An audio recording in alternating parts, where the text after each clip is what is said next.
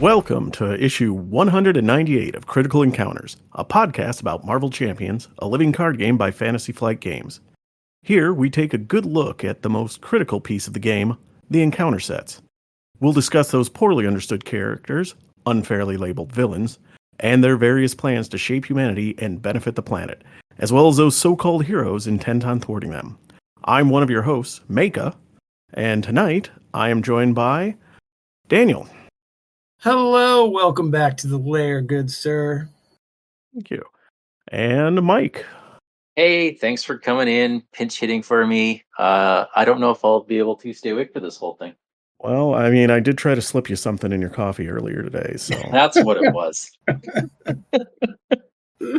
Sorry, I'm exhausted tonight. I didn't even know I was supposed to be here, but here I am. So it's great to see you.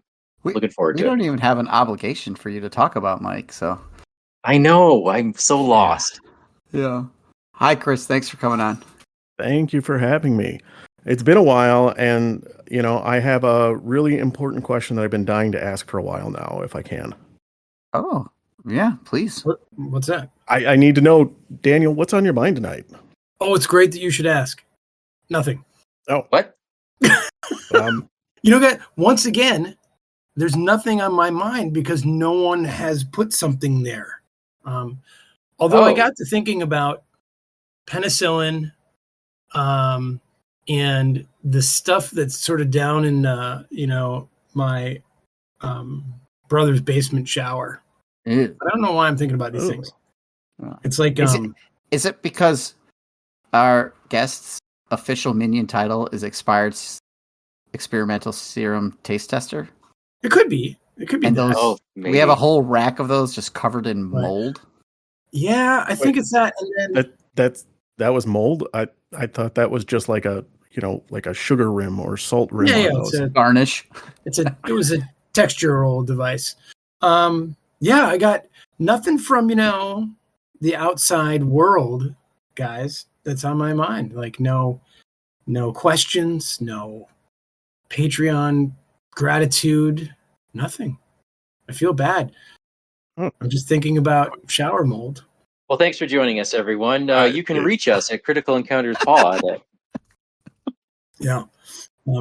Steve, why am I having these moldy thoughts? Yeah, I'm saying there's nothing on your mind tonight, but there's a whole bunch on my mind because, yes, we're going to do Master Mold Part 1 tonight. Exciting. Steve, I want to confess something that I probably have confessed before. I don't know anything about Master Mold, nor had I ever even heard of him, them before this box came out. Doesn't seem too surprising, actually. Yeah. No, I not just for you. I know that's not a shocker. No, I mean, not just for you, but I think for a lot of people, because it is a weird name, too. Yeah. I'm excited to see why he's called Master Mold. Because he's the king of the fungus, right? It's got to be because he's the mold for all the Sentinels. That makes more sense. Mold, like molding of things, Mike? Is that what you're saying? No, he was the mold for the Sentinels. Not mold like spores and funguses. Oh. Right. Oh. I mean, he could be the mold on the Sentinels. Oh boy! So he's really Master Molder. I'm gonna pull it back. I'm gonna rein it in. All here. right. Yeah. Okay. Why have all this conjecture when you actually have facts and knowledge? Yeah, you got Mike's like I don't know. He's been slacking off, and Mike is just here for fun because we like to have our friends on. Daniel did a recent one, so I get stuck with something that we have never talked about on this show before. Sentinels. Brand new. Yay, more robots for me to read about. Thanks, Good guys. Lord. But before I left, we were talking about Sentinels. We're still talking about them? There's so many Sentinels. AI's taking over. Yeah. Oh, jeez. Okay, so, yeah, we've done a lot of Sentinels. They are relentless in our game. There are so many of them. Mega maniacal. Yeah, and this one definitely is. So, who or what is Master Mold is the question that we've all been asking. Master Mold, I'm going to delay the answer because I'm going to tell you who made Master Mold. So, okay, Master Mold is like a giant forge it's a giant sentinel that makes other sentinels. So it is the master forger of other sentinels. Okay, that's kind of where the name is. Okay, but I want to tell you how Master Mold came into being, and then we'll talk a little bit about Master Mold's abilities and powers and such. Okay. So Master Mold was made by Bolivar Trask, who we have mentioned in the past. I was going to say, I know that name, don't I? Yeah. Yes. Okay. So Trask built the Mark I Sentinel, to control the mutant population. Okay? Mm-hmm. Yeah. We've mentioned Trask a lot and his opinions, but we haven't really talked in detail about him. So I want to take like a couple minutes to talk about Trask because he's a little more interesting than Master Mold itself is. Okay, that's fair. All right. Trask is not a mutant. He's just a human who has a son and a daughter, both who are mutants. And in order to win Father of the Year, he's decided that he doesn't like that. He's going to suppress their powers, and he's going to rail against everything mutant in his life. Right? So his son has the power to see the future, and his daughter has the ability to time travel. So he creates a device to mute his son's abilities, and his daughter hates him so much that she disappears through time and tries to stop Dad's machinations, but she eventually fails. Bummer. Yeah. So his first big project is Project Chimera, and his job is to brainwash mutants to turn them into weapons for the government. And he's a little disgusted by those ideals of the program because he really just wants to kill all the mutants. He doesn't want to use them. But eventually he works on the project, and because of his influence there, he gets his own project, Project Wide Awake, approved. So Okay. he has his son, who is a mutant who can see the future, and he has created this device to negate his son's ability to use his power and to wipe his son's mind so he doesn't even know he has mutant powers. And then what does he do?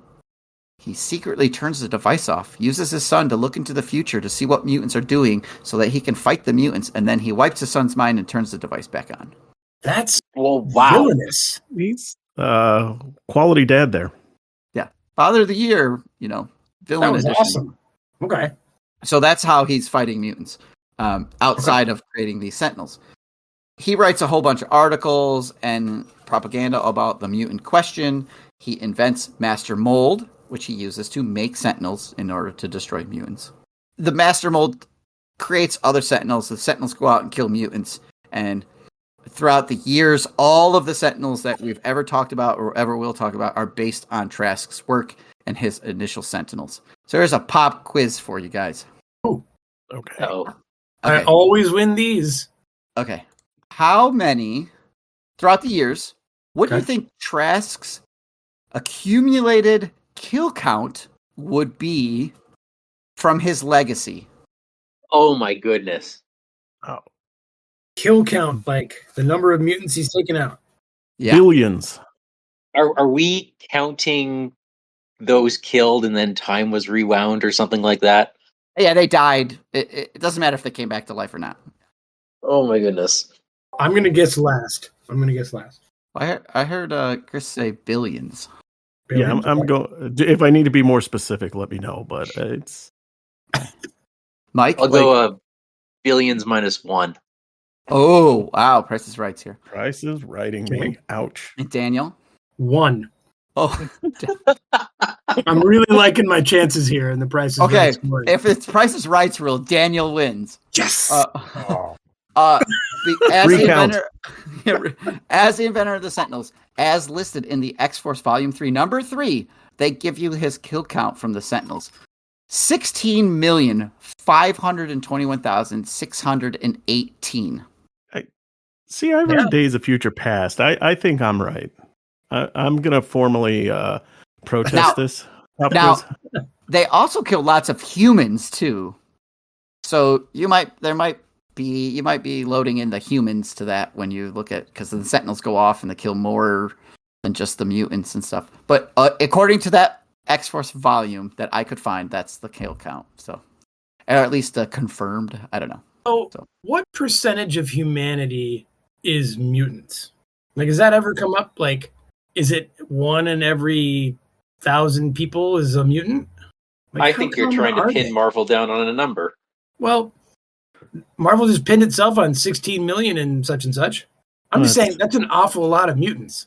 Yeah, I don't know. How many mutants are there? I don't know. So, well, let's see here. If you count the X-Men, that's like 20. So if you extrapolate that, I can see where they get 16 million from. I mean, have you seen the Morlocks down in the New York City not subway sewer system? I mean, there's got to be 15 million at least in there. So that makes sense to me.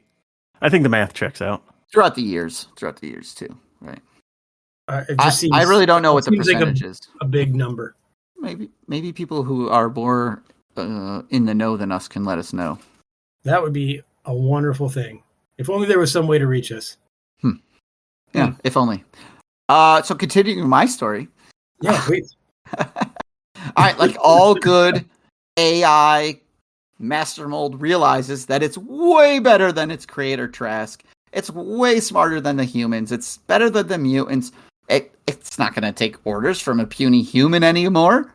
So it revolts against Trask, against humanity, and says the only way to protect humanity, the only way to protect the planet from the mutants is to destroy the mutants and the humans, that kind of thing. So eventually the Sentinels, they go rogue and they go after everybody. But so the idea is to have just a robot Earth. Yeah. Okay. That's probably not wrong. No, it probably isn't. I mean, well, Trask, after that happens, Trask is like, oh, maybe these are bad things and I shouldn't have made them. So he has a little change of heart there, once his creations rise up in revolt trying to kill him. And he teams up with the X-Men and they blow up Master Mold, and it never returns ever again after the first time it's been destroyed. Wait a minute. Oh, perfect. You almost had us, Steve. No, oh, right. Yeah, it like gets blown up and rebuilt like a dozen times, like over and over again. Some idiots like, you know what we need? Giant world-dominating robots, and I have a piece of Master Mold. Let's rebuild it. And that, that happens again and again. And yeah. Oh, look, I found a robot-shaped thing. Let's build a robot. Right. Yeah, and it turns out to be Master Mold. Right. And once it gets up and running, it can replicate more Sentinels, and off it goes. It also, eventually plugs itself into systems, so it kind of like an Ultron where it, can leave parts of itself behind. So even if you blow up its body, part of it's still there. So if it can get a hold of other manufacturing pieces, it can rebuild itself and that kind of thing. So, okay. Yeah. I mean, every time they think it's destroyed, it's not, because there's, a bit left over. Some genius rebuilds it. Marvel likes its robots. Yeah. I guess they probably make good targets for the good guys to blow stuff up. We can be violent without showing gore. So, right. I mean, that's why the foot soldiers in the original Ninja Turtles cartoon were robots. It's because they couldn't get away with beating the snot out of people on kids' cartoons. So yeah, Marvel loves their robots. Yeah. You can do whatever you want with them. Yeah, that exists all over the place, that kind of thing. So, Master Mold's a robot, right? So it's immune to the weaknesses of the flesh. You can't poison it. It doesn't get sick. You can't hit it with a mind attack. It doesn't need air, etc., etc. It's also Sentinel. So it has Sentinel abilities like mutant detection. It can fly, tracking missiles. It has a sleep-inducing beacon. It actually has mind control powers, even though it doesn't have a mind itself. I don't know how that works. Wait. One version of it, right? It can shoot ice blasts, self-repair itself, etc., etc. So anything you could think of that a robot might be able to do, and then you throw nanotech on it at some point, and then somebody comes back from the future with different technology, so it evolves into various forms throughout the years.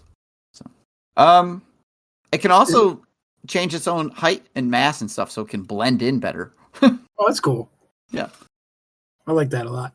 Now, Steve, I have a moral question. Now, so you guys are saying that the only reason that you have robots around is because you can beat them up with impunity on a moral level, right? Like, it's just a robot? Sure.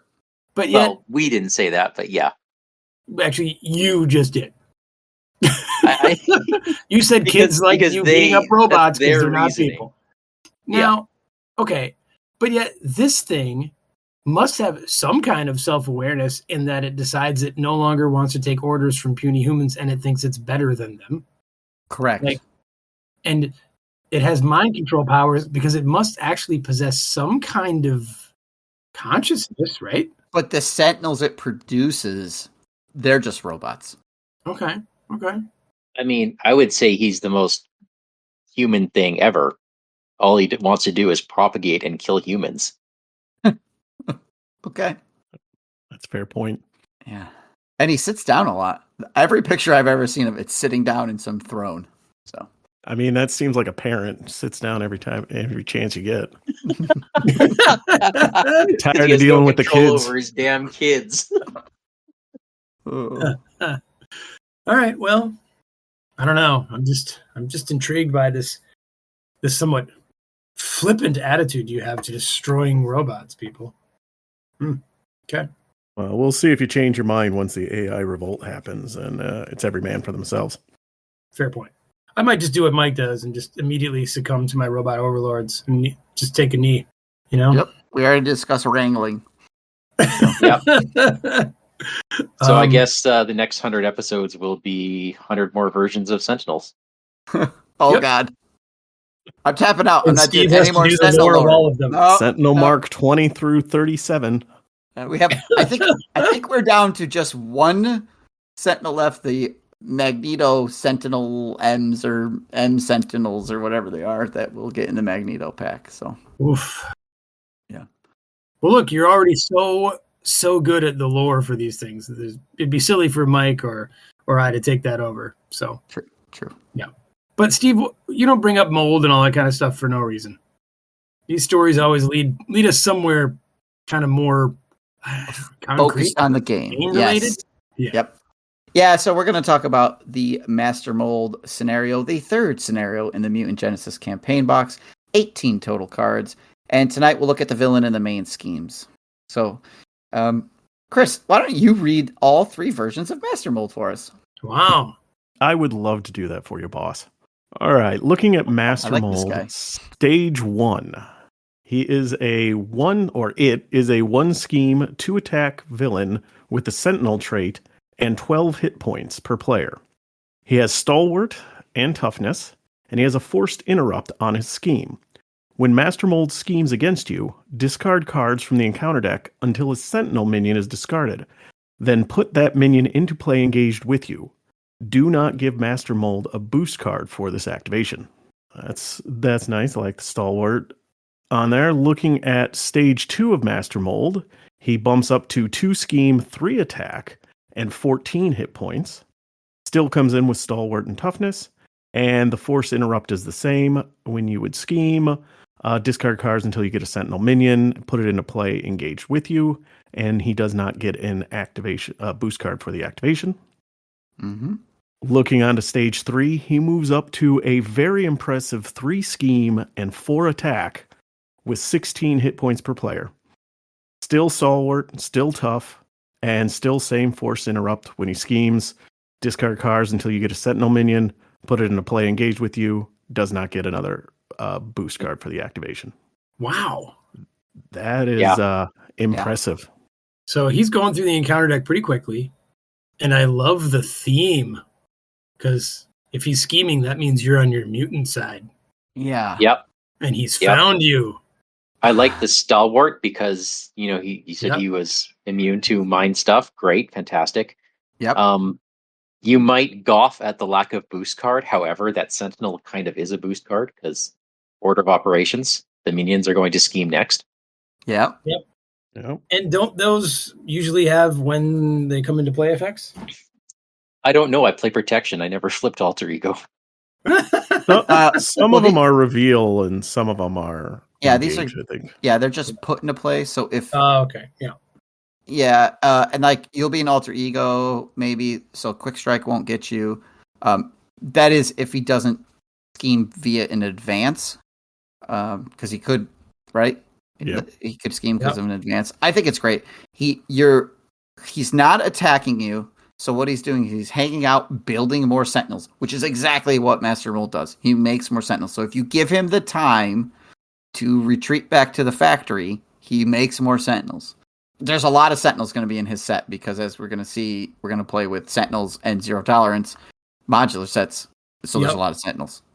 And there's some special rule about Sentinels with him, right?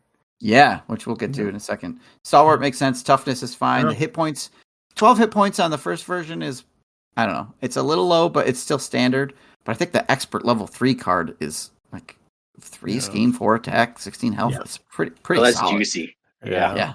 And I Yeah. love that Stalwart just, you can't confuse to flip down. If you've got to flip Yes. down, you're getting minions on you. Yeah. My issue with the low hit points, though, is the fact that aren't you going to mostly be a hero when you're fighting him? So that's Yeah. all the damage. Like, you can get through him quickly. Yeah, he has toughness, but You're right. I found in this scenario it seems to be more minion heavy. Is that just my draw, or do you guys find the same thing? Oh, I think there's like 10 minions in the set if you play it as written. So Yeah. I think they make up for the low hit points with the what we'll talk about on the main scheme. Yeah, Agree. Yeah. let's get to it. Mike, since you're here, give us Oh, the main sure. scheme. Yeah. Let's do it. Okay. This is the Sentinel Factory. The contents, are, of course, are Master Mold, Master Mold, Master Mold, the Sentinel set, and the standard sets. One modular set, and they suggest 0 tolerance. Setup, you put the Magneto ally into play under the first player's control. With an ally, boo. Yeah. I know. I see what you did there. You tried to say, hey, look, it's a villain, but it's not. Anyways, on the B side, looks like it taps out at 6 threat per player, starts with 1, goes up by 1 per player every round. Each Sentinel minion gains guard. Hey. There we go. And then when Yes. revealed, each player discards cards from the encounter deck until they discard a Sentinel minion, then puts them into play engaged with them. I'll make it. You were right. Turns out he actually has 50 hit points per player. Yup. Yep. It helps to have cannon fodder. Yes. And I think those two things we mentioned really make this, right? You have the cannon fodder with guard, and you have the stalwart, so you can't,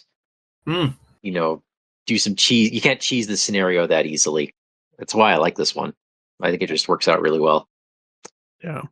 Well, and even after you pick off the guards, there's still a tough sitting there too, so that slows you down a little bit too. And there's a lot of minions when you play with those sets. So, And the 6 threat, that's not high. No, and with all the discards, he goes through the deck. He can go through the deck so fast in a 4-player game that you're getting acceleration tokens on there. thing to note too, though, is you don't lose if Sentinel Factory advances. Right, this is one of those multi-scheme villains, which is cool. Daniel, take a look at the art on the scheme. You can see Master Mold hanging out there, building all his little all his sentinels. They're going to get blown up. He's huge, right? Because a regular sentinel can stand taller than a house. He is. That's but why he's sitting down. He's got knee trouble. Yeah. I mean, he can't support that weight. That and he looks ridiculous. I'm sorry. Just not a frightening. He reminds me of some very late 80s, early 90s cartoon. Like, Yes. he looks like a Transformer. A Transformer knockoff. Yeah. That the can't GoBots? transform into anything. Voltron. Oh, or something. yes, it's a GoBot. Well, I mean, it is when the Sentinels came out, right? So their art is a product of the time, perhaps. Sure. Yeah. This is credited art, by the way. So the art brief also said, take something from this time period. Yeah. In that regard, Roberto Di Salvo y Javier Mena Guerrero did a great job. Because he definitely looks 80s. And I like that they took the time to make really defined cheekbones. To be fair, I think Master Mold showed up in the 60s. Okay. Fine. So even worse art. Yeah. To base off of the 60s, nothing good came out of the 60s. Well, and most of the art I've seen of him, like in the comics, is like a gigantic head, which is the art that you get out of the villain card a little more accurately. Have I just not noticed? And every scheme has the same art on each side, just one is colored and the other is washed? Or is that Correct. just this? That's always true? That's happened since roughly the beginning. That's fascinating that I have never noticed until now. And it's because I was looking at the vibrant colors of this one and it's like, oh, it's the same art. It's slightly zoomed different too, right? Yeah. Okay. Yeah. I guess I haven't been playing this game long enough or looking at card art for 5 years. Jesus. Jeez, Daniel. Well, hey, why don't you tell us some card art for the next one? I'm so embarrassed. Oh, my golly. Normally, I would ask you to just edit out these No, it's staying. moronic statements, but this No, one. no. He doesn't edit out my idiotic stuff. No, he doesn't. He just puts Your it at the turn to end. be at the end of the episode. Mhm. All right. Well, one of you mentioned, Steve, I think it was you, that even if you lose Agenda 1, you're not losing because we have Agenda 2. Yeah. This is Master Mold's Agenda. Well, that's clever. So the card title is really Master Mold's Agenda 2A. This is the main scheme. When revealed, shuffle the encounter discard pile into the encounter deck. Each player discards cards from the encounter deck until they discard a Sentinel minion, then puts it into play engaged with them. Okay, great. Then we flip that to Master Mold's Agenda 2B. 8 per player. Starts 1 each. 1 per player goes up 1 per player. Master Mold's programming is backfired. Recognizing that mutants come from humans, the giant sentinel is programming its offspring to subdue everyone on Earth. Oh. Each sentinel minion gains guard, and if this stage is completed, we lose. Well, we win, but the players Well, lose. we win. The people who try to win lose. You know what I mean? Yeah. Wow. That's just like the other one. Yeah, it's basically.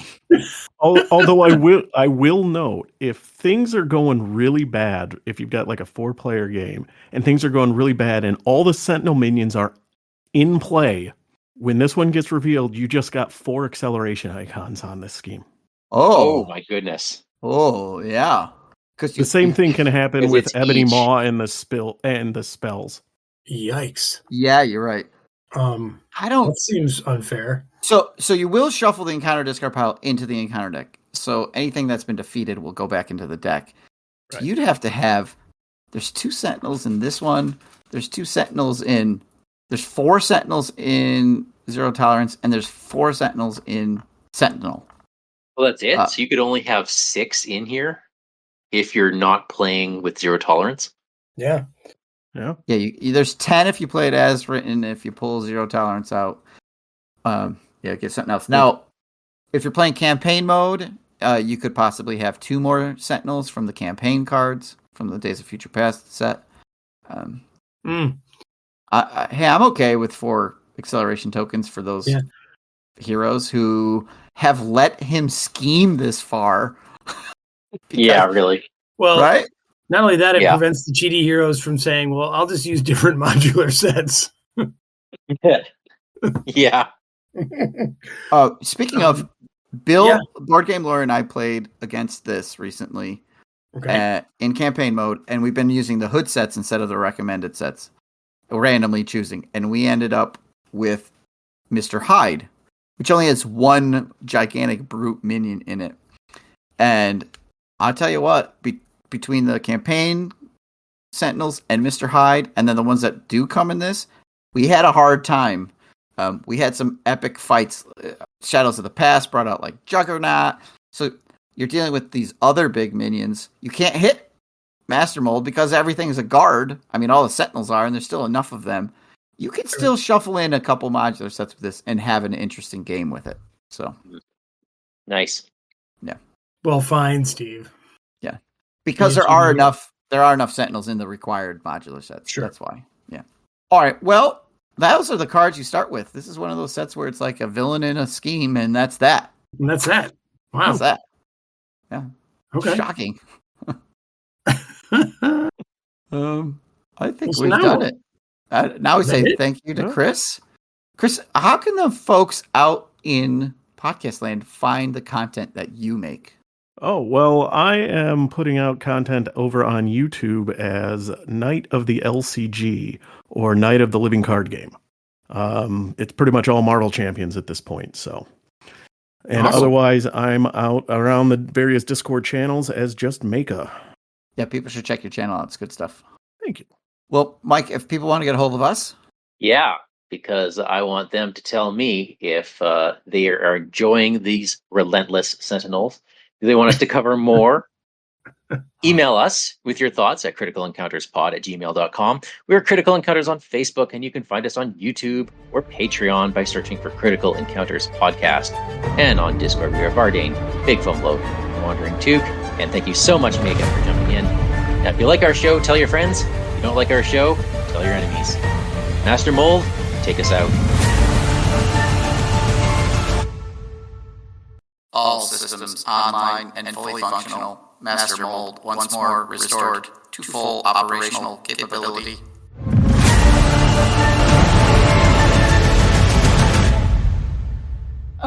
I don't even know what we're doing tonight.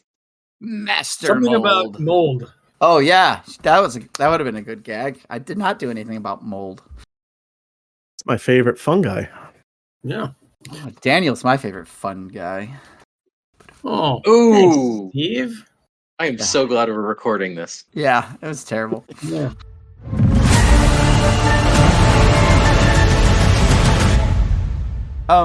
Should we talk about that card that you get to start the game with, or should we save that for next week?